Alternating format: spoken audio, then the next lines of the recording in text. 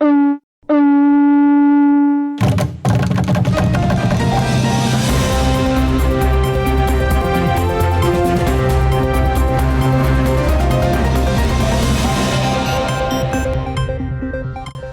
up in tonight's bulletin, Prime Minister Manele says government is ready to debate and defend the 2025 Appropriation Bill 2026 in Parliament next week.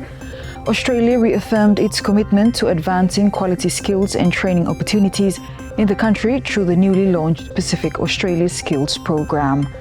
And the Ministry of Culture and Tourism remains committed to delivering one of government's flagship initiative, the Tulagi Tourism Project in Central Island Province. Hello, you're watching SIBC's TV News Bulletin. I'm Sharon Nanau. Prime Minister Manele says government is ready to debate and defend the 2025 Appropriation Bill 2026 in Parliament next week. The theme for this year's budget is accelerating economic transformation, resourcing the resourced to drive economic growth and sustainable development. Alex Dadamu reports. The 2025 Appropriation Bill 2026 will be tabled in Parliament next week. Prime Minister Jeremiah Manele confirmed to local media today during the OPMC press conference. The government's budget for the 2026 financial year sits at 5.6 billion Solomon dollars.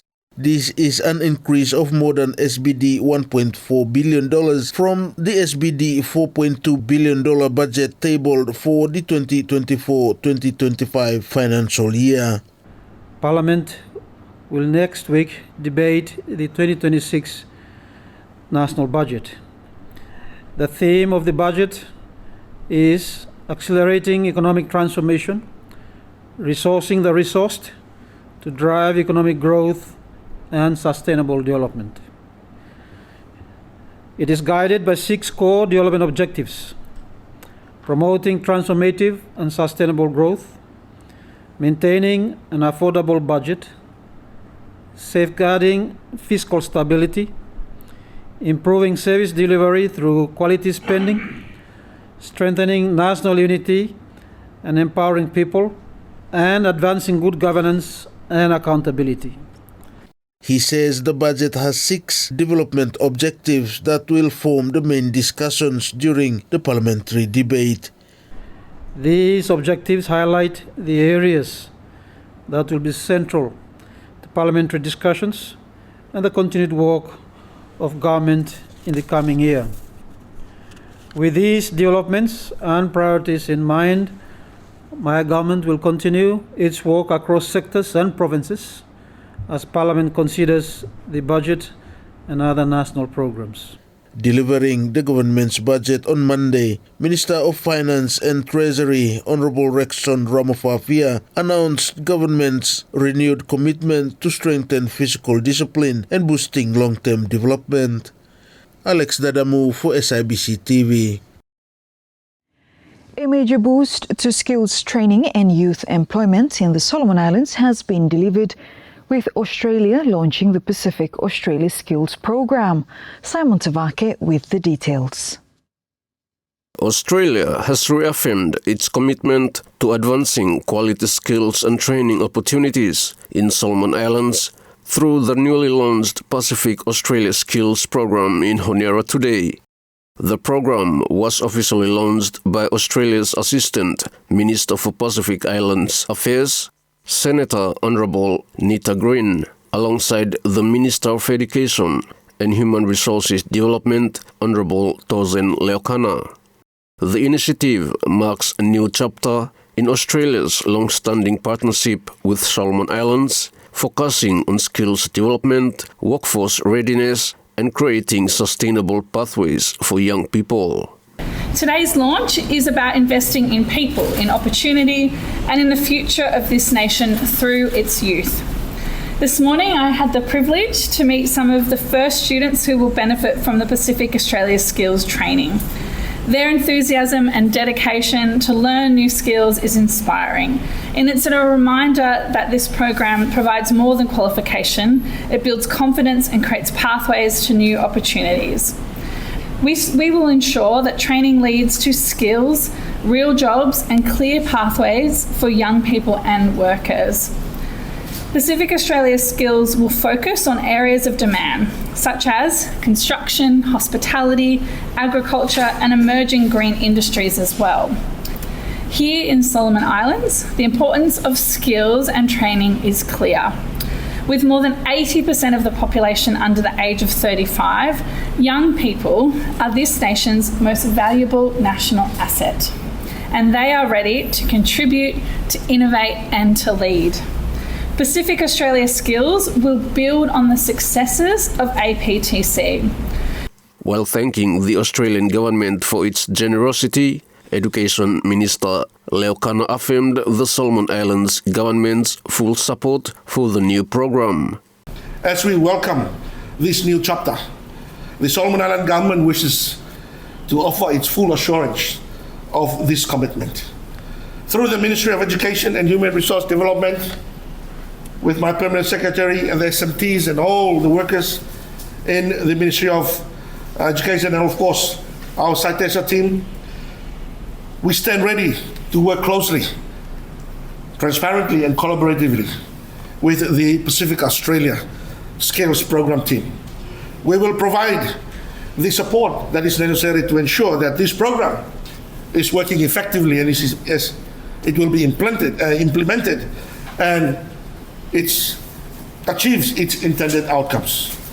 The launch highlights the deepening cooperation between the two countries as they work together to build a stronger, more skilled future for Solomon Islands. I'm Simon Tavake for SIBC TV. Now, the Ministry of Culture and Tourism has reaffirmed its commitment to advancing the government's flagship Tulagi tourism project in Central Island Province. Andrea Honiara reports. The Ministry of Culture and Tourism says it remains committed to delivering one of the government's flagship initiatives, the Tulagi Tourism Project in Central Islands Province. The project brings together national and provincial authorities, local stakeholders, and tourism operators to revitalize Tulagi as a key heritage and tourism destination. Appearing before the Public Accounts Committee, Permanent Secretary Banyan Sivoro provided an update on the project's progress. Tulagi has a historical township blaming because that's where the first capital was. So what we are doing there is we are developing a museum, a colonial museum, whereby you may garem exhibitions of our history. We are also, Tulagi itself has a lot of history too, apart from the colonial history, we have the World War II history. We also have the original landowners history. And then we also have commercial, because that's where the first cannery was built. Yeah, so the museum will host all this information inside law building where we follow already completing. He reported that restoration of the historic number 1 house, now the Tulagi Museum, has been completed and preparations for its exhibitions are currently underway.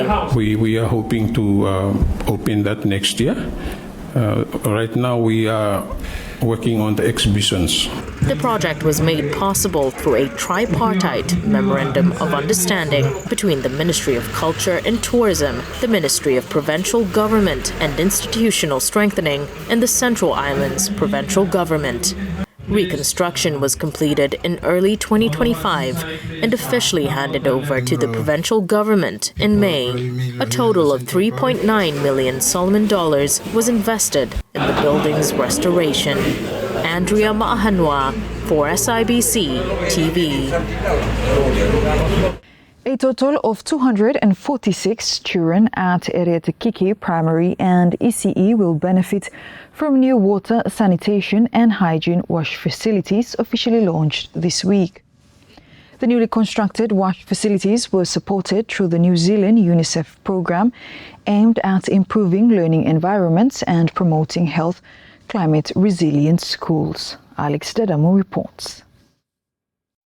Areatakiki Primary and Early Childhood Education Center (ECE) in Guadalcanal Province took possession of a new water, sanitation and hygiene wash facility officially inaugurated this week. The newly constructed wash facilities were supported through the Government of New Zealand and United Nations Children's Fund UNICEF in partnership with the Ministry of Education and Human Resources Development MEHRD. From the bottom of my heart and on behalf of the Ministry and the Government of Solomon Islands, we like thanking the New Zealand Government for its continuous support, both in kind, TA, technical advisors, as well as the much needed fund so that we can build school infrastructure like what has been built for you. So thank you so much, High Commissioner and your staff, for the generosity as well as UNICEF for coordinating and organizing and for people identify UFALA for benefit to this project. His Excellency Jonathan Kerr, New Zealand High Commissioner to Solomon Islands, urged the students and teachers to take full responsibility in keeping the facilities. This one stays for you and built for you, and him come with the responsibility. Please take care of it well. And one fella important something for tell him is wash him good hands. Wash him hands after toilet, and one fella easiest and powerful way for stay healthy. Him might small something for doing, but him actually preventing sickness and keeping you strong for school and healthy. Meanwhile, School Board Chairman Don Mauria acknowledged New Zealand for the timely support. We feel same school this time. I'm really happy and feel like for really thank him New Zealand High Com for look sao what na really need blow school blow we feel Kiki and building this fala wash facility by what me fala otar hadim mobile me fala. A parent, Melin Sese, expressed her gratitude for the new hygiene facilities. Me fala parents me fala happy too much because that facility hem keeping hygiene do pikini ni blo mi fala time come school. Na mi fa trusting that pikini ni blo mi fala tamat come school hem safe health blo ta hem safe. First time tamat come this school or to use for go down at open pit toilets block at open pit one and after that one him come na this a dream that you must garem one fala good one and here na today me fa witnessing ending completion blahem and this hand over lo mi fala ya for the pikinini and mi fala parents especially we are so thankful mi fala happy because pikinini lo fala bakam lo healthy fala school him completely healthy facilities plan this was sanitation ablution block bota have bara complete and ham look nice neat and tidy inside. Alex Dadamu for SIBC TV. Now, the Ministry of Health and Medical Services has admitted that enforcing the Tobacco Control Act 2010 remains a major challenge despite nationwide efforts. Andrea Mahanua with more on this story. Enforcing the Tobacco Control Act 2010 has been a major challenge for responsible authorities. Minister of Health and Medical Services, Dr. Paul Bosawai, highlighted this while responding to a question raised by Member of Parliament for East Choiseul, Manasseh Sogavare. He noted that the ministry has appointed 107 officers to enforce the tobacco control laws in the country. We are just appointing 107 enforcement officers for carrying out this. Very difficult to cover. I am tempted to just appoint all the police officers across the country as per our Tobacco Act 2010 for actually doing enforcement. I will try with 107 and once we see, as you rightly said, we are losing the battle because a speaker sometimes for no smoke, even my own relative by saying no man, by me run die no man. He also emphasized that addressing the high prevalence of smoking in communities is everyone's responsibility. First enforcers, me like for Talem before I sit down, Mr. Speaker, is the parent. parent now for become, they should be the first enforcers in our communities. And then come with the community leaders. Because I'm sure they have more eyes than the Minister of Health that carries the Tobacco Control Act. So let me remind the community leaders across there, in one of my speeches, Utamiduim Longubia, I said, you are not helping the future of this country. When students finish school, a new man garem stalls a cigarette on sale, tobacco on sale. You're not helping this country. So please, those people that continue to induce our youths and influencing our youths to smoke, you should be the first enforcers of this Tobacco Control Act.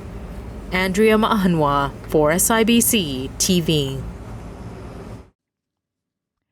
A new ablution block at Bokona Community High School was officially opened today, marking a major step forward in improving the school's facilities and learning environment. Simon Tavake reports. Bokona Community High School today officially opened its newly built ablution block. The completed facility was funded through the school's parents' development fees of $700,000 and $300,000 from the Ministry of Education budget support grant. The ablution block accommodates 10 toilets and 2 shower facilities. Speaking to SIBC TV, school principal Basil Wasia says since taking up the principal position last year, he saw the agent need to expand the ablution block. Me go around the first week, me identify him that the ablution block, him now one for agent need, block school, last year at the moment. So, time me looking at the facilities like all the toilets, him no fit in for our population, where him almost 700 students to 800 students here, start from 1 up to Form 6. So from there, me make a mind blow me that all first project where he need him agent for school year him now ablution block. Current one him behind lo here him all now and him no fit in now population where me tell him here. So to follow number for other boy on our side, to follow for other gele. Imagine in 700 students to 800 when we talk about him earlier on today. Him no fit in. Time me follow break or time other student me follow class yet but the queue now line up lo there. So me come in, me look him as him very agent. So me no wait. Meeting or same, my school fee, him not development fee, where he come from our parents. So to utilize that money for in order to help our students and the school, me initiate him this fella project here. Me use him now all the school development fees, contribution from parents towards the school ablution block. Meanwhile, Honiara City Council Chief Education Officer Ellison Mane says they are happy to see Bokona Community High School utilize their funds to build such projects. Me on behalf of Honiara City Council, me really proud of what initiative where the schools taken. So these are the areas that me will encourage him, not only Bokona but every other schools, Honiara City Council and even any other education authority throughout the country. They need to come up with them because wash facility has become one for important standard where ministry look for every school setting. Every school must provide him wash facility before others have registered also not this time. So this is very important for and I'm really happy with them Bokona where others taken that initiative and with them parental support they can do that. Me appeal not only a lot of parents but a lot of students whereby you see for look after motor facility. It is very costly. Parents spend a lot of money to build him, help him school build him now the facility. So it is very important. Looking ahead, school principal Basil Wasia says they plan to continue with the school's other development projects. And me look ahead for him for next year again. Him now building of a Form 1 classroom with him Form 7 arts. We like put him USP level for come in here, such as other secondary schools where other implementing Form 7 level there. But me continue with him. The other project where me aim for him now is to build a Form 1 Because at the current one over there, no fit in here. All one now. Classroom where blow at the primary before now, me using for 1 year. What the using come last time, me come looking like now no any cyclone. If cyclone come, a building here fall down now there. So that one now mean employee for make him a too complex story where he should allocate 6 classrooms, 3 on top and 3 low down. Wait him at the offices block for Form 7 and Form 1. Simon Tavake, SIBC TV. And now the latest in sports. The finals of the Iron Bottom Sound IBS Monarch Hotel Snooker Club competition will take place tomorrow at the hotel. This follows the completion of the semi-final matches last night. Club chairman Silvario Lepe told SIBC Sports that attractive prizes are up for grab in this competition. We have competitive prizes. The first prize is $1,500 with a trophy. Second prize $1,000, third prize $800, and fourth prize $500. The club will also give out consolation prizes and appreciation to its members during the closing Christmas celebration club. Every prizes and money block club have come from what members and assistance from IBS management.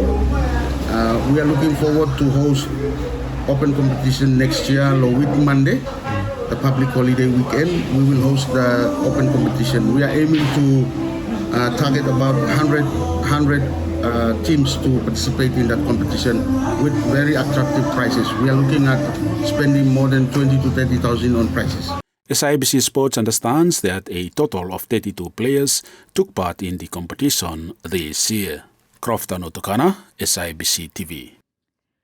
And that's news. Follow us on sibconline.com.sb and our SIBC News Facebook page for more of our latest stories. Thanks for watching.